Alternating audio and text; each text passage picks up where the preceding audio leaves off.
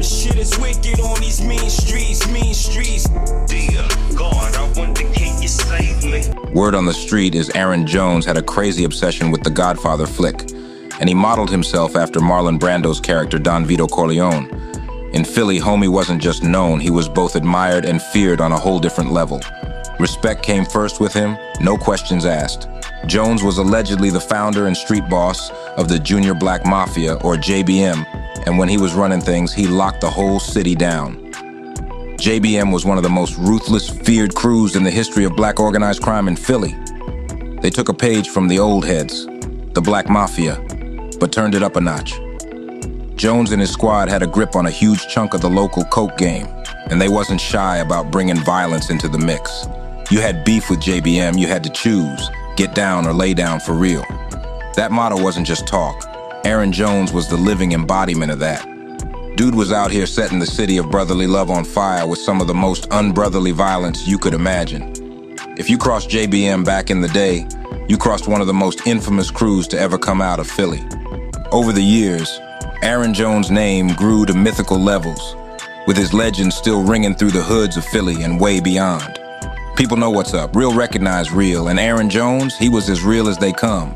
The Philly Crime Commission said Aaron Jones and his crew built the JBM into a powerhouse, turning it into a violent, multi-million-dollar drug empire that ran Philly from '85 to '91. They claimed JBM had like 50 official members, but they was moving with about 300 associates, flipping close to 300 kilos of coke a month, bringing in almost 30 mil every month. Mansions, whips, furs, jewels, straps. Jones and his team was stacking assets like crazy. Between '85 and '91, they was infiltrating or owning over 33 businesses to clean their dirty money and keep up appearances. Legit fronts like video stores, delis, detail shops, security companies, car washes, barbershops, and even restaurants. Law enforcement saw the JBM as young, connected, and street smart, handling business with zero nonsense. Meanwhile, the media, they couldn't get enough of the JBM, dropping headline after headline, trying to connect them to every crime popping off in Philly. Jones himself said, "I wasn't seen as a man, but as public enemy number one, a monster. All that media propaganda had people thinking we was behind every murder, unresolved case. If something happened in that era, they pinned it on us just to make the JBM look like the ultimate force of drugs and violence." But then Derek Williams, one of the homies, broke it down. Man, that get down or lay down stuff, that's some media hype. Paparazzi talk, it sounds tough, but it wasn't really like that. You meet somebody, you got coke, and 99% of the time it's on consignment. If you hit them with a good price, they gonna take it. So, all that flashy talk, that was just a slogan to sell papers. The game was more about business, keeping it moving, and making that money stack. That whole get down or lay down slogan, that's some made up police talk straight from clowns on the street, Aaron Jones said. Ain't nobody going around saying that or throwing out no ultimatum like that. But you already know how the media and the cops ran with it, pushing that narrative heavy. They was out here saying the JBM was pressing Philly dealers, telling them to get down or lay down like it was gospel. The cops always tried to play it like JBM's weapon game was crazy, claiming they rolled with semi-automatics and all types of burners to protect the bag and lay pressure on the competition. Court docs was out here talking like the squad was all about that life, ready to flex on any rival, and the media ate that get down or lay down line up, plastering it all over the headlines, making Aaron and the JBM look like straight savages. The prosecution used that motto too, trying to paint the crew like they was running the city unchecked with violence. But JBM had their intimidation game on lock, for real. They were so good at shutting folks up that even survivors of hits wouldn't dare testify. Witnesses who got clipped by cats holding semi-automatics just stayed quiet, and the crew, they was always looking for more heat too, even trying to cop hand grenades on the low. The life was sweet, whips, ice, furs, cribs, and legit businesses, all that, as long as the cash from the product kept coming. And trust, that flow turned into a whole damn flood. Cops said the JBM's coke connect started with the Colombians, and they had ties with the Scarfo mob family. JBM had them fortified spots, windows and doors, armor-plated, doing business through mail slots like it was a drive-through for fiends. But it wasn't just the coke. Word on the streets was they was mixed up in extortion and gambling too. Fred Martins, the big dog at the Pennsylvania Crime Commission, said the JBM had ties to some key folks, even relatives of Scarfo's crime family. In Philly, JBM put their press down heavy, and the city was feeling that heat. From what I was hearing, dudes was folding under their commands, no questions asked. Whatever JBM said, that's what it was. If they thought you was a threat, you wasn't making it past the weekend, Ock said.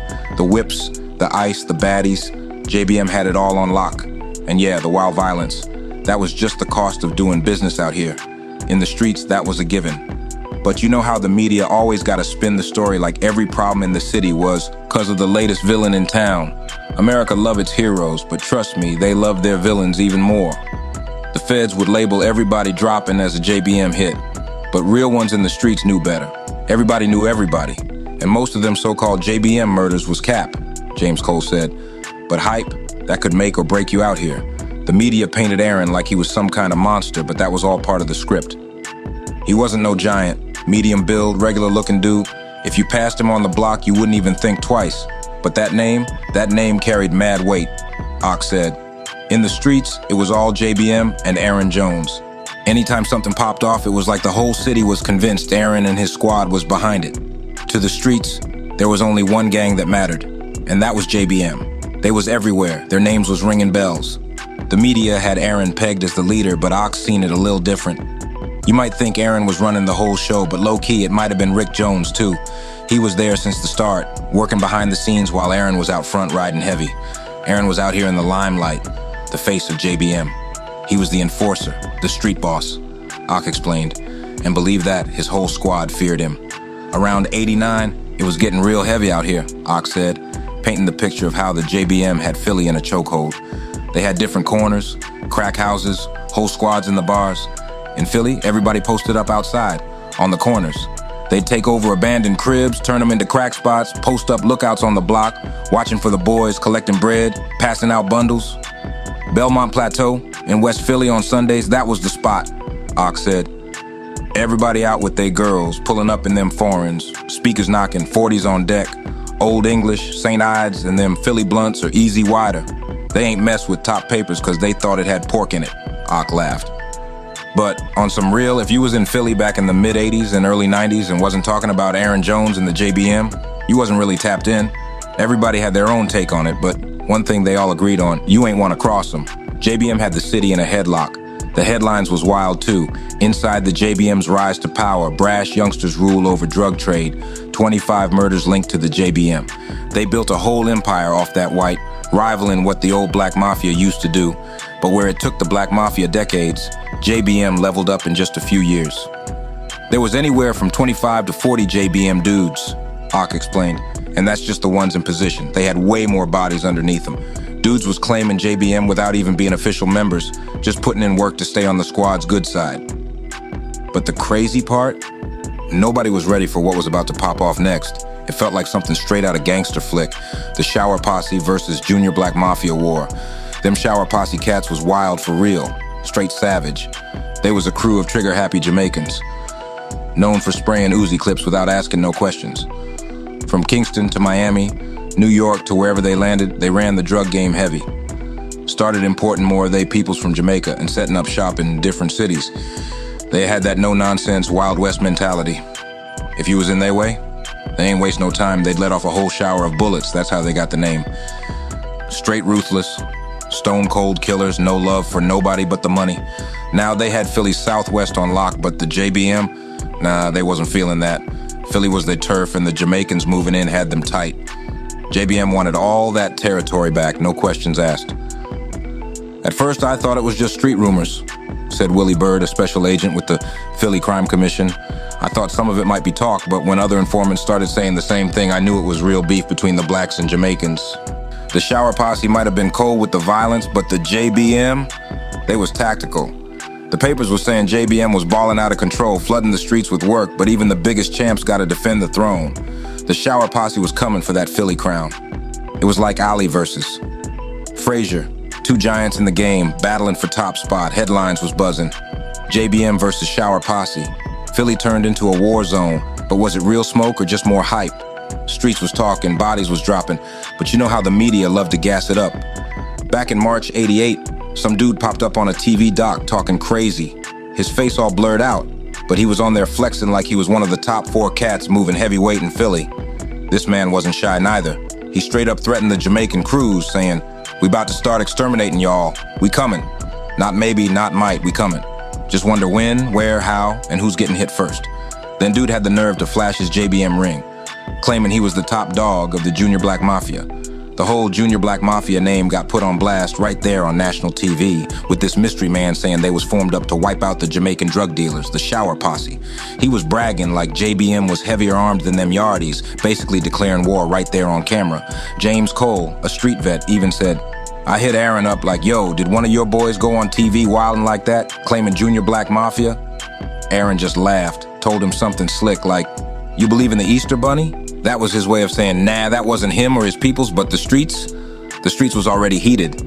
Even if it was Cap, that TV appearance lit a fuse. Real war or just media hype? Didn't matter. Philly was about to feel the pressure. The leader of the Shower Posse, so named because members eliminate rivals by showering an area with bullets, was identified as Dennis Lawrence of 54th Street near Berks, and his second in command, Patrick T. or Trick Ryan, 25. I'm familiar when the Shower Posse was in that era too, Ox says. Shower Posse was the Jamaican dudes. They were moving too. They didn't believe in nobody owing them $5. They'd ride around in the Volvos with those baby Uzis, spray your whole family. And that's how the streets got lit up, death for death. Bodies dropping all over Philly. Tony Black, who ran the Philly branch of the Shower Posse, ain't hold back when talking about the JBM either. He was like, JBM? Man, they was clowns. A couple dudes who used to hustle with me had beef with them after they dipped to do their own thing. I think one of my guys even bodied one of their leaders. But was that whole war even real? Or was it some government chess move to make the two squads wipe each other out while the boys in blue just sat back, feet up, watching? James Cole broke it down saying, Aaron told me he saw that interview. Didn't even know who that dude was because his face was all blurred up. He was like, how the hell did this cat get a JBM ring?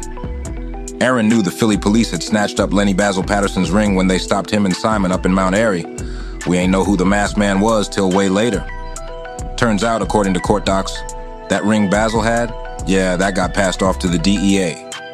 So how did some random dude get it, go on TV and claim JBM? That's the real mystery. With a little help from inside the system, they sparked a whole war. That masked dude, he ended up being Michael Blood Youngblood, a known DEA informant. He had ties to the OG Black Mafia and later slid into politics, working for a Philly councilwoman. Ain't that something? Man was out here playing both sides. Years later, my code D, Joseph Cobb, sent me this article his sister pulled off the internet, Cole said. In the article, they were talking about a Philly councilwoman's aide. And that's where it clicked. We learned that this dude went on TV claiming he wanted to wipe out the Shower Posse. The article also said dude was a longtime federal informant who did anything the feds asked. Youngblood couldn't have pulled off that TV stunt without someone in law enforcement backing him. Otherwise, he would have been bagged from the jump. By March 1990, the Pennsylvania Crime Commission dropped a report saying some new squad called the Junior Black Mafia had popped up to take over Philly's drug game. They even threw in some extra spice about a so-called war between JBM and the Shower Posse. But real ones know the deal. Most of that was cooked up by Youngblood and his DEA handlers, just trying to stir the pot and cause friction between the crews. Classic Fed play divide and conquer. Derek Williams even spoke on it. I read somewhere that the Shower Posse was calling the JBM a crew of clowns or some shit like that. Years later, my code D, Joseph Cobb, sent me this article his sister pulled off the internet, Cole said. In the article, they were talking about a Philly councilwoman's aide, and that's where it clicked. We learned that this dude went on TV claiming he wanted to wipe out the Shower Posse. The article also said dude was a longtime federal informant who did anything the feds asked. Youngblood couldn't have pulled off that TV stunt without someone in law enforcement backing him. Otherwise, he would have been bagged from the jump. By March 90, the Pennsylvania Crime Commission dropped a report saying some new squad called the Junior Black Mafia had popped up to take over Philly's drug game. They even threw in some extra spice about a so-called war between JBM and the Shower Posse. But real ones know the deal. Most of that was cooked up by Youngblood and his DEA handlers, just trying to stir the pot and cause friction between the crews. Classic Fed play divide and conquer. Derek Williams even spoke on it. I read somewhere that the Shower Posse was calling the JBM a crew of clowns or some shit like that. But peep this, a few Shower Posse members flipped. So who's the real clowns now? Word in the streets was that even the leader of the Shower Posse might have flipped, but that's a whole other chapter. With the feds playing puppet master, some bodies dropped, but that so-called war never really popped off like the feds hoped. Most of it was just media hype, designed to get headlines. but it ain't like there weren't consequences. Cole recalled, I was locked in FCI Otisville up in New York when a shower posse cat who'd caught a case in Southwest Philly approached me. Dude straight up asked why Aaron went on TV and declared war on them. I told him, yo, how could a boss like Aaron go on TV and claim he trying to murk people? Nah, that's somebody with authority pulling strings. He said that event got some of his homies shot. I told him I believe you, cause I read that 90 Crime Commission report too. They was trying to say it was a turf war for control in Southwest Philly, but dude kept it real with me. He said it wasn't even like that. They ain't know who was who, and some innocent heads got clipped just cause they thought every black dude in the game was JBM. That's how twisted things got. Feds trying to play street chess, and the pawns end up bleeding. All right, so when the shower posse touched down in Philly, they ran there through heavy, doing their best to lock it down. But the city wasn't going for that. It was a whole lot of back and forth, a lot of tension, but eventually the shower posse started fading out. They hopped on planes back to Jamaica or slid over to New York, cause they had a real solid wave over there, plus Jersey too. They had their hands in a lot of spots. But New York, man, it was a whole different vibe, cause the Jamaican scene was deep out there, especially in Brooklyn and Queens. But Philly, it wasn't like that. Yeah, they had Jamaicans, but they mostly stayed in their lane, doing their own thing. When the shower posse went to Philly, it wasn't like they went straight at the JBM from the jump. Nah, they started hitting up the young boys in the city, trying to throw them some work and flex on them with that intimidation game. They was trying to get a foot in the door by punking the Lil Corner hustlers. But the JBM was on a different wave. They wasn't worrying about the young boys, they was coming for the top dogs, the ones moving serious weight. They'd step to them like, yo, you gotta cop off us or work with us. And if you wasn't with it, they'd take your whole team to war straight up. But they always started from the top headhunters, you feel me? Meanwhile, the shower posse was trying to build from the ground up, putting pressure on the young boys. And that's how the beef with JBM kicked off. The JBM wasn't having that. They came for the bosses, while the shower posse was working the streets, intimidating the smaller fish. That back and forth popped off for a minute, but in the end, the shower posse chose to dip. They packed up, shifted gears, and made some new business moves with their empire, because Philly just wasn't trying to let them run wild like that. Well, folks, that'll end this video for now. I appreciate y'all tuning in. Hop in the comment section, let us know what y'all heard about this epic gang war. Don't forget to hit them like and subscribe buttons so y'all get notified every time we drop. Peace and blessings. The shit is wicked on these mean streets, mean streets. Dear God, I wonder can you save me?